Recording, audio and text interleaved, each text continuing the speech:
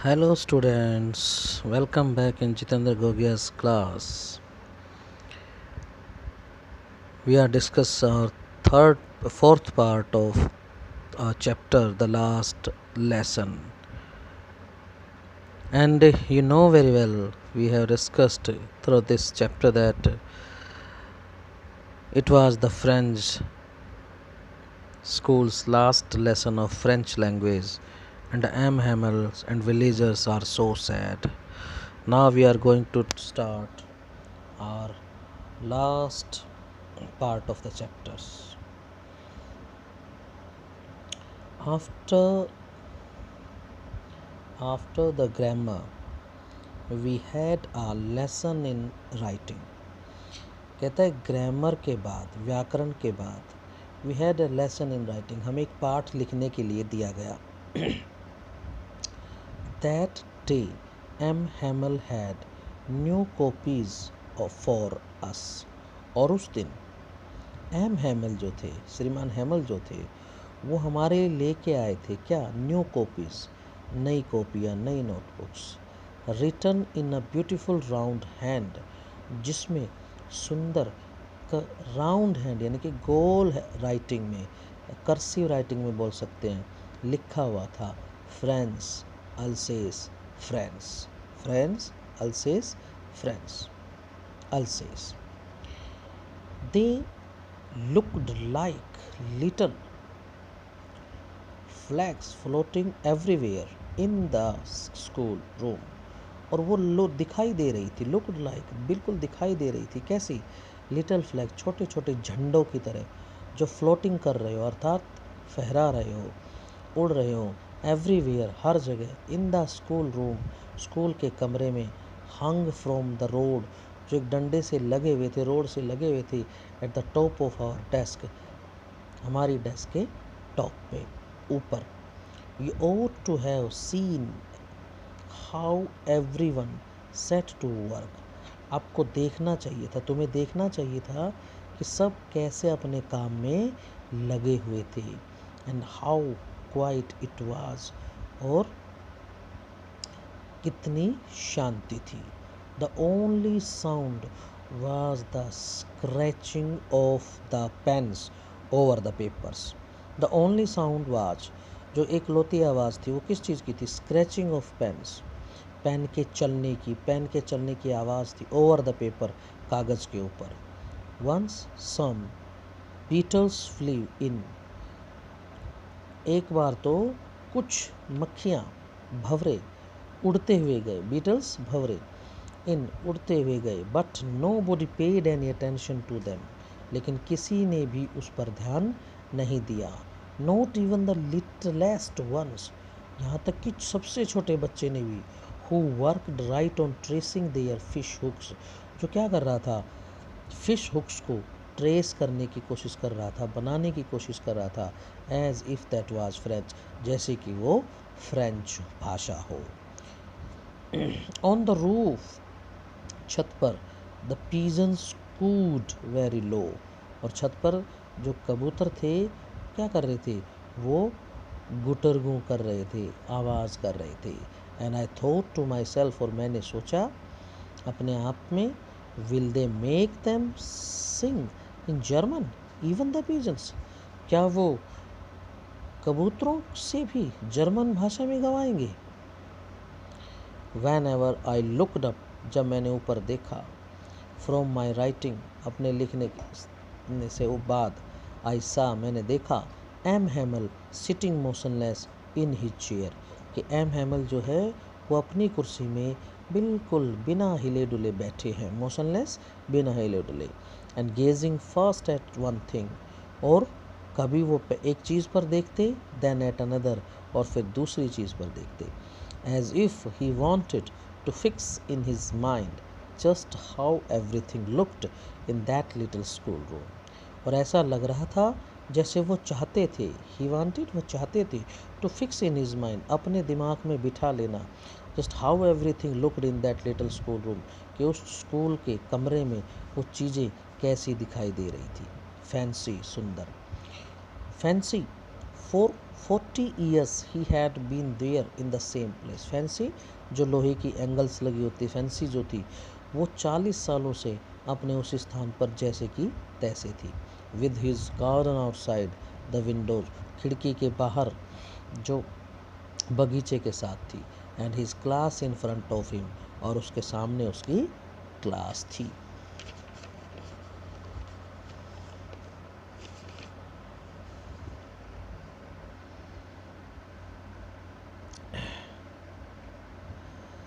Just like that, बिल्कुल उसकी तरह. Only the desk and benches had been worn smooth, केवल जो डेस्क और बेंचेस थी वो घिसने के कारण चिकनी हो गई थी, स्मूथ हो गई थी. The walnut trees in the garden were taller, और अखरोट के जो पेड़ थे वो लंबे हो गए थे, बगीचे में जो पेड़ थे वो लंबे हो गए थे. And the hop vine that he had planted himself twined about the windows to the roof, और जो आशा की बेल उसने उगाई, खुद लगाई थी, प्लांटेड हिमसेल्फ खुद लगाई थी, ट्वाइंड वो दोगुनी हो गई थी, बड़ी हो गई थी खिड़की से छत तक. How it must have broken his heart to leave it all, और इन सब चीज़ों को छोड़ने के कारण उसका दिल कितना टूट रहा होगा. पुअर मैन, बेचारा आदमी. To hear his sisters moving about in the room above, और वो क्या कर रहा था, वो सुन रहा था, सुनकर कि उसकी जो बहन थी ऊपर के कमरे में जो क्या कर रही थी, पैकिंग देयर ट्रंक्स, अपने ट्रंक्स को, संदूकों को पैक कर रही थी, उसकी आवाज़ आ रही थी. For they must leave the country next day, किस लिए, क्योंकि अगले दिन उन्हें देश छोड़कर जाना था. But he had the courage to hear every lesson to the very last, परंतु उसमें अब भी इतना साहस था, वह इतना साहस रखता था, टू हियर, सुनने के लिए, every lesson to the very last, आखिर तक सारे पाठों को. आफ्टर द राइटिंग, लेखन के बाद, we had a lesson in history, हमें इतिहास के एक पाठ पढ़ाया गया. And then the babies counted their, और फिर बच्चों ने गाया, चांटेड मैंने मतलब गाया, लयबद्ध तरीके से गाया, बा बी बी बू बू.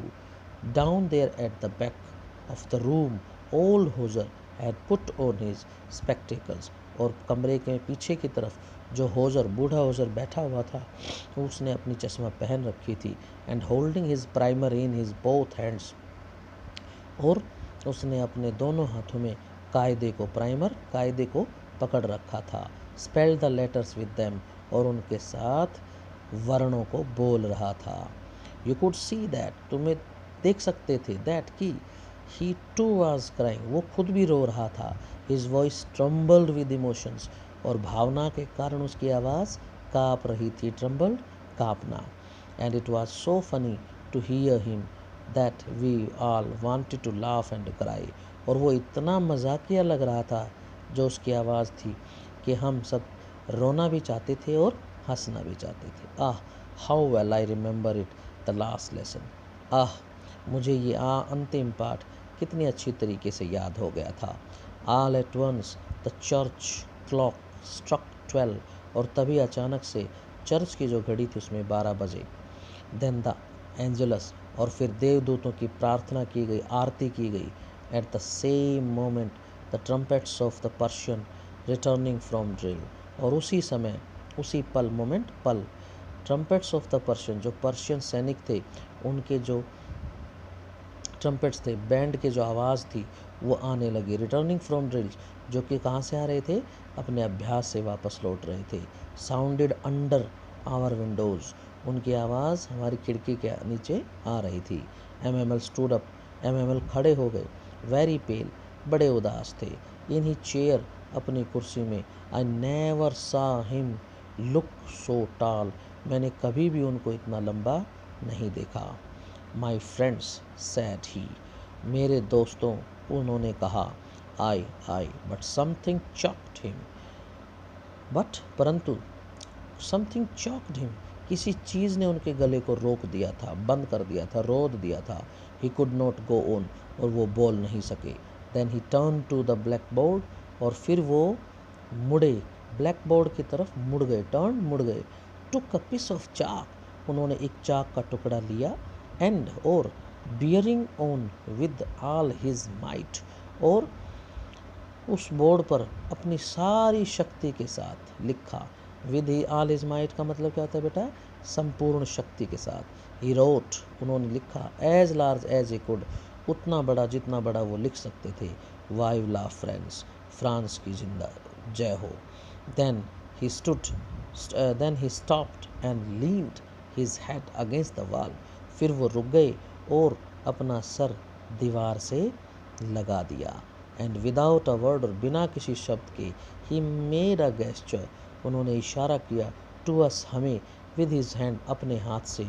स्कूल इज़ डिसमिस्ड, स्कूल ख़त्म हो गया है। यू मे गो, तुम जा सकते हो। So dear students, now we have completed our lesson, the last lesson written by Alphonse Daudet, and from this chapter we have learned a lesson that never forget or never leave your lesson on tomorrow. Do all your work in present days. क्योंकि बहुत बड़े महात्मा ने कहा है अभी कि काल करे सो आज कर, आज करे सो अब, पल में परलय होत है, बहुरी करेगा कब। यानी हमें जो भी करना है आज ही करना चाहिए, हमें आज का काम कल पर नहीं छोड़ना चाहिए। जब हम ऐसा करते हैं तो क्या होगा, एक दिन ऐसा आएगा कि हमारे साथ से सब कुछ, हाथ से सब कुछ निकल जाएगा। दूसरी शिक्षा इस पाठ के अंदर हमें जो मिलती है वो ये मिलती है कि हमें अपनी मातृभाषा को कभी नहीं छोड़ना चाहिए। क्योंकि राइटर ने कहा है कि अगर कोई लोग गुलाम हो जाते हैं तो उनकी आज़ादी का रास्ता उनकी मातृभाषा में छिपा होता है। तो हमें अपनी मातृभाषा का भी सम्मान करना चाहिए, उसका पालन करना चाहिए, और हमें और अपने सभी साथियों को उस भाषा का पूरा ज्ञान होना चाहिए। Okay students, thank you, good bye.